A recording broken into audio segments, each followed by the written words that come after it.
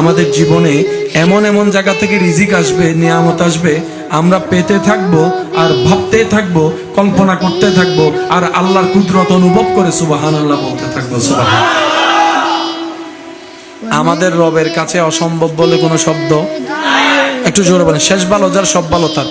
আমাদের রবের কাছে অসম্ভব বলে কোনো শব্দ, এরকম একজন রব আমাদের আছে, বলেন না আছে? এরকম একজন রব আমাদের আছে। তাহলে আমাদের আর টেনশন করার আপনি শুধু মনের মধ্যে এতটুকু বসান, আমার মালিক আছে। এই শুধু এতটুকু বসান, আমার একজন মালিক আছে। আমি বেওয়ারিশ নই, আমি বেওয়ারিশ নই, আমার মালিক।